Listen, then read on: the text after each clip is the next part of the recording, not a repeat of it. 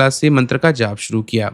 सामने भैंस के घी का दीपक जल रहा था, दूध की मिठाई का भोग लगा था। उन्होंने पहले नींबू की बलि दी, फिर मंत्र शुरू किया। मैं आपके अनुरोध पर काली घाट के तांत्रिक की यक्षिणी साधना की आगे की विधि शुरू कर रहा हूँ। यह सोचकर अब अमृतनाथ ने साधना शुरू कर दी। साधना होते होते साधना का 9वां दिन आ गया था। 9वें दिन की मध्य रात्रि थी। वह लगातार 8 दिनों से निरंतर साधना में लीन था। उसका शरीर थका हुआ था, लेकिन उसका मन दृढ़ था। काल भैरव की कुटिया में अमृतनाथ उत्तर दिशा की ओर मुंह करके बैठा था। उसकी स्फटिक माला लगातार वह फेर रहा था और मंत्र लगातार उच्चारित कर रहा था। ओम ह्रीम सुरसुंदरी आगच्छ आगच्छ स्वाहा। घी का दीपक शांत और लौ के साथ जल रहा था। दूध से बनी मिठाई भोग के रूप में रखी थी। नींबू की बलि पहले ही दी जा चुकी थी। कुटिया में सन्नाटा पसरा था, सिवाय मंत्रोच्चारण के और माला के मनकों के एक दूसरे से टकराने की आवाज के अलावा कोई आवाज नहीं हो रही थी। रात गहरा रही थी। अमरनाथ के मंत्र जप की गति बढ़ रही थी। अचानक दीपक की लौ तेज हो गई और एक हल्की हवा कुटिया में बहने लगी। हालांकि बाहर कोई हवा नहीं थी। अमृतनाथ की सांसें तेज हो गईं, लेकिन वह मंत्र जाप जारी रखता है। धीरे धीरे दीपक की लौ हरी होने लगी और कुटिया में एक मीठी सी सुगंध फैलने लगी, जैसे हजारों फूल एक साथ खिल गए हों। अमृतनाथ ने अपनी आंखें खोली और देखा कि पूरी कुटिया हरे रंग के प्रकाश से भर गई है और फिर उस प्रकाश के बीच एक आकृति उभरने लगी, एक महिला का आकार, जो धीरे धीरे ठोस रूप लेता जा रहा था। वह इतनी सुंदर थी कि अमृतनाथ की सांसें रुक गईं। उसके लंबे काले बाल पैरों तक पहुंचते थे और उसका नीलांबरी साड़ी में लिपटा हुआ शरीर आभूषणों से सजा हुआ था। उसकी आंखें गहरी रहस्यमयी थी, चेहरे पर एक मोहक मुस्कान थी। मैं सुरसुंदरी, उस स्त्री ने एक मधुर और संगीतमय आवाज में कहा। तुम्हारे आवाहन पर आई हूं अमृतनाथ। अमृतनाथ का हृदय जोर से धड़कने लगा। उसने जल्दी से उठकर उस स्त्री को प्रणाम किया और उन्हें पास रखा गुलाब का हार उन्हें समर्पित किया। स्वागत है देवी, अमृतनाथ ने कहा। उसकी आवाज में श्रद्धा और विस्मय था। आपके दर्शन का सौभाग्य मिला, मैं धन्य हो गया। सुरसुंदरी ने उस हार को स्वीकार कर लिया और अमृतनाथ को आशीर्वाद दिया। तुम्हारी साधना सफल हुई अमृतनाथ। तुम्हारी श्रद्धा और दृढ़ता ने मुझे आकर्षित किया है। अब तुम क्या चाहते हो? अमृतनाथ, जो वास्तव में अपनी सफलता से चकित था, ने पूछा। मैं आपको अपनी माता के रूप में पूजना चाहता हूँ देवी। क्या आप मुझे वचन देगी कि जब भी मैं इच्छा करूं आप मेरे पास आ जाएंगी और मेरी सहायता करेंगी? सुरसुंदरी मुस्कुराई। मैं वचन देती हूँ अमरनाथ, जब भी तुम मुझे पुकारे हुए मैं आऊंगी, लेकिन तुम्हें भी एक वचन देना होगा। तुम मेरी शक्ति का दुरुपयोग नहीं करोगे और हमेशा मेरे प्रति श्रद्धा रखोगे। अमृतनाथ ने सिर झुकाकर वचन दिया। सुरसुंदरी ने अपना हाथ उसके सिर पर रखा और अमृतनाथ ने महसूस किया जैसे उसके शरीर में एक नई ऊर्जा का प्रवाह हो गया हो। अब से तुम मेरे साथ एक बंधन में बंध गए हो अमृतनाथ, सुरसुंदरी ने कहा। तुम्हारे पास अब ऐसी शक्तियां होंगी जो अन्य मनुष्यों के पास नहीं है। तुम भूत, वर्तमान और भविष्य भी देख सकोगे, मन की बातों को समझ सकोगे, असाधारण कार्यों को कर सकोगे। लेकिन याद रखो, हर शक्ति के साथ एक जिम्मेदारी आती है। उसके बाद सुरसुंदरी ने अमृतनाथ को कई गुप्त मंत्र और यंत्र सिखाए और वे रहस्य बताए जो केवल उच्च स्तर के तांत्रिकों को ही पता होते हैं। वह रात भर उसके साथ रहीं और सुबह होने से पहले यह वादा करके गई कि वह फिर लौटेंगी। अब अमृतनाथ अपनी कुटिया से बाहर निकला तो सूरज उगने ही वाला था। वह एक नया व्यक्ति महसूस कर रहा था स्वयं को, जैसे उसका पूरा अस्तित्व ही बदल गया हो। वह काल भैरव के पास गया जो पहले से ही उसका इंतजार कर रहे थे। गुरुदेव, यह सच है, अमृतनाथ ने उत्साह से कहा। मैंने यक्षिणी को सिद्ध कर लिया। वह आई और उसने मुझे अपनी शक्ति और ज्ञान दिया है। काल भैरव मुस्कुराया। मैं जानता था तुम सफल होगे अमृतनाथ, लेकिन यह सिर्फ शुरुआत है। असली परीक्षा तो अब शुरू होगी। अपनी नई शक्तियों का उपयोग कैसे करते हो, यह तुम्हारे चरित्र का असली परीक्षण होगा। मैं आपके मार्गदर्शन का पालन करूंगा गुरुदेव, अमृतनाथ ने विनम्रता से कहा। नहीं, अब नहीं, काल भैरव ने कहा। अब तुम स्वयं अपना मार्ग चुनोगे। मैंने तुम्हें वह सिखा दिया जो मुझे सिखाना था। अब तुम्हें अपने ही अनुभवों से सीखना होगा। उसके बाद अमृतनाथ ने काल भैरव से विदा ले ली और काली घाट लौट आया। वह अपने पिता से मिला, जिन्होंने उसे माफ कर दिया और अपने घर में वापस स्वीकार कर लिया। लेकिन अमृतनाथ अब पहले जैसा नहीं था। उसके पास अब ऐसी शक्तियां थीं जो उसके परिवार के किसी सदस्य के पास कभी नहीं हुई थी। जल्दी ही अमृतनाथ की ख्याति एक शक्तिशाली तांत्रिक के रूप में फैल गई। लोग दूर दूर से उससे मिलने आते, अपनी समस्याओं का समाधान पाने के लिए, और अमृतनाथ सुर सुंदरी की शक्ति से उनकी सहायता करता, बीमारों को स्वस्थ करता, अशुभ ग्रहों के प्रभाव को दूर करता, भविष्य की घटनाओं की भविष्यवाणियां करता। लेकिन हर रात जब वह अकेला होता तो वह सुर सुंदरी का आवाहन करता और उनसे बातें करता। वह उनसे ब्रह्मांड के रहस्यों के बारे में सीखता, अन्य लोकों के बारे में जानता और अपनी शक्तियों को और विकसित करता। समय बीतता गया, अमृतनाथ की शक्ति और प्रभाव बढ़ते गए। उसने अपने पिता से काली घाट मंदिर का मुख्य पुजारी का पद संभाल लिया और मंदिर की प्रसिद्धि में भी वृद्धि होने लगी। हजारों लोग हर दिन मंदिर आते और अमृतनाथ के आशीर्वाद और सलाह लेते। कोलकाता के अंग्रेज अधिकारियों ने भी उसकी शक्तियों के बारे में सुना और कई बार उन्होंने अपने व्यक्तिगत मामलों में उससे सलाह भी ली। अमृतनाथ की संपत्ति और प्रभाव में वृद्धि हुई। वह कालीघाट क्षेत्र के सबसे सम्मानित व्यक्तियों में से एक बन गया था। लेकिन इस सब के बावजूद अमृतनाथ के मन में एक अजीब सी बेचैनी थी। वह जानता था कि वह जो कुछ भी है वह सुर सुंदरी की कृपा से है, और उसकी सफलता, शक्ति और उसका सम्मान सब कुछ यक्षिणी के कारण है। कभी कभी वह सोचता भी था कि क्या वह वास्तव में इस सब का हकदार है।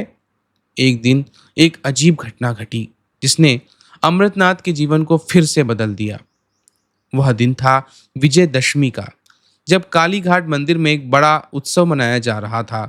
हजारों भक्त मंदिर में इकट्ठा हुए थे और अमृतनाथ माँ काली की आरती कर रहे थे कि अचानक भीड़ में एक हलचल मची। एक युवती को आगे लाया गया। वह युवती असाधारण रूप से सुंदर थी। उसके लंबे काले बाल, गहरी आंखें, सुडौल शरीर सभी को मोहित कर रहा था। लेकिन उसका चेहरा दर्द से विकृत था। उसके परिजन बता रहे थे कि वह पिछले कई दिनों से बीमार है और कोई चिकित्सक उसे ठीक नहीं कर पाया है। महाराज, मेरी बेटी को बचा लीजिए, युवती के पिता ने अमृतनाथ से विनती की। आप ही हमारी अंतिम आशा हैं। अमृतनाथ ने युवती को देखा और तुरंत महसूस किया कि कुछ गड़बड़ है। उसने अपनी तांत्रिक दृष्टि से देखा और पाया कि युवती के ऊपर एक शक्तिशाली प्रेत का प्रभाव है। अमृतनाथ ने युवती के माथे पर हाथ रखा और एक मंत्र का जाप किया। युवती का शरीर कांपने लगा और उसकी आंखें पलटने लगीं। कौन हो तुम? अमृतनाथ ने प्रेत से पूछा। मैं इस लड़की को नहीं छोड़ूंगा।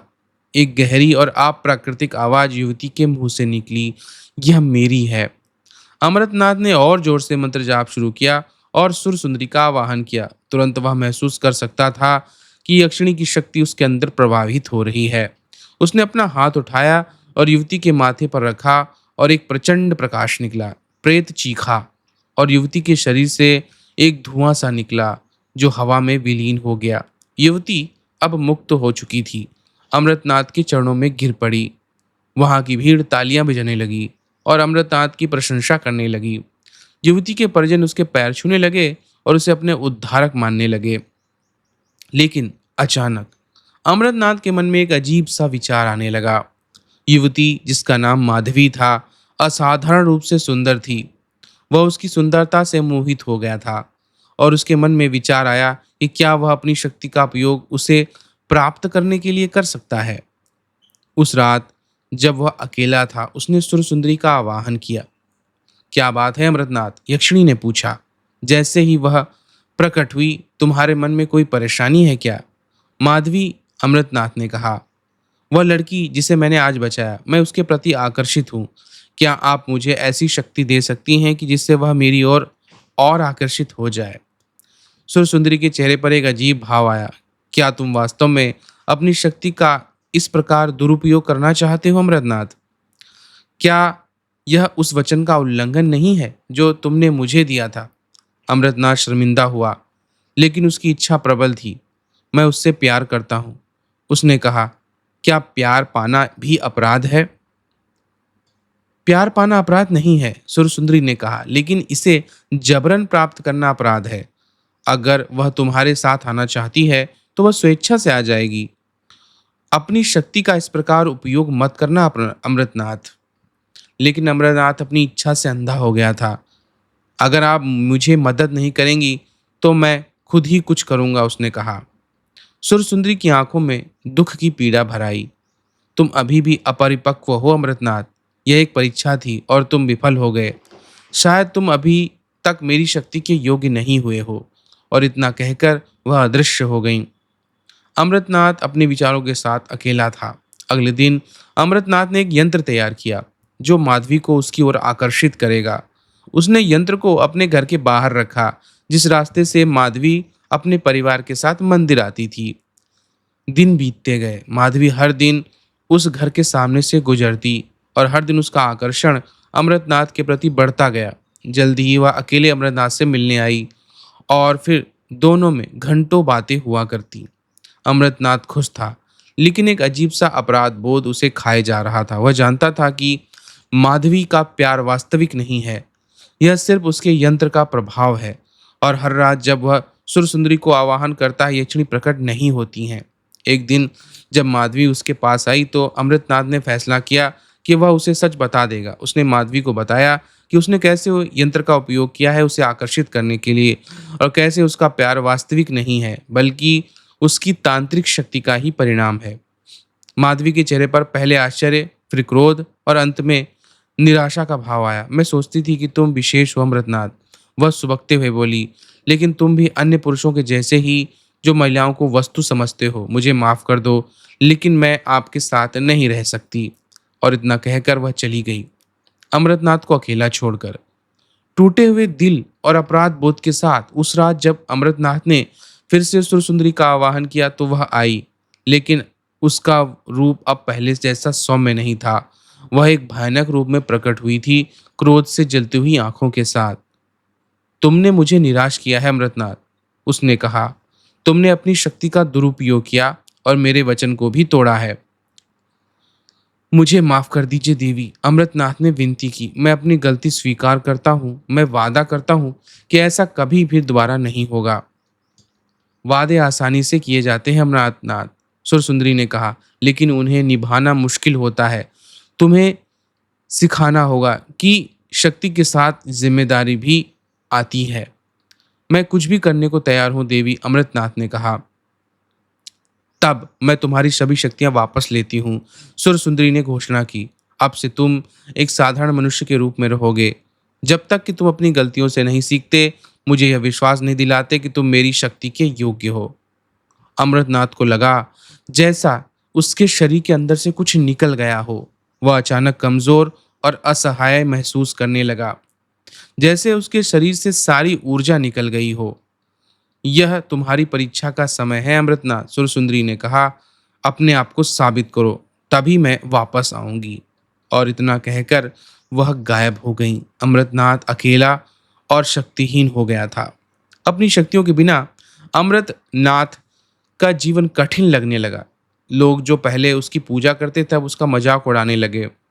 जिन अंग्रेज अधिकारियों ने एक समय उसकी सलाह ली थी अब उसे धोखेबाज और ठग कहते थे। उसका सम्मान, उसकी प्रतिष्ठा, उसकी संपत्ति, सब कुछ धीरे धीरे खत्म होने लगा। अपने इस अपमानजनक जीवन में अमृतनाथ ने अक्सर सुनसुंदरी को पुकारा, लेकिन वो फिर कभी नहीं आई। उसने अपने सभी तांत्रिक अनुष्ठान किए, लेकिन कोई काम नहीं आ रहा था। वह वास्तव में एक साधारण मनुष्य बन गया, बिना किसी विशेष शक्ति के। एक दिन निराशा में डूबा हुआ अमृतनाथ शमशान गया, जहाँ कई साल पहले पहली बार काल भैरव से वो मिला था। वह वहां बैठा अपने अतीत के बारे में सोचता और अपने वर्तमान की दुर्दशा पर रोता। क्यों अमृतनाथ, एक आवाज आई। अमृतनाथ ने देखा और पाया कि काल भैरव भी वहीं पे खड़े हैं, जहां वह पहली बार मिला था। गुरुदेव, अमृतनाथ चिल्लाया और चरणों में गिर गया। आप वापस आ गए। मैं कभी गया ही नहीं था अमृतनाथ, काल भैरव ने कहा। मैं हमेशा से यहीं था, तुम्हारी प्रगति को देखता हुआ। मैं विफल हो गया गुरुदेव, अमृतनाथ ने रोते हुए कहा। मैंने अपनी शक्ति का दुरुपयोग किया और अब सुरसुंदरी ने मुझे त्याग दिया है। मैं एक कुछ नहीं हूं, एक बेकार शक्तिहीन मनुष्य के अलावा। काल भैरव मुस्कुराए। क्या तुम वास्तव में इतने मूर्ख हो अमृतनाथ? आगे क्या घटित हुआ इस कथा में हम लोग जानेंगे अगले भाग में। तो अगर यदि यही आपको प्राचीन तंत्र की कथा अच्छी लगी है तो हमारे चैनल धर्म रहस्य को लाइक, शेयर और सब्सक्राइब ज़रूर करें। आप सभी का दिन मंगलमय हो। जय माँ पराशक्ति।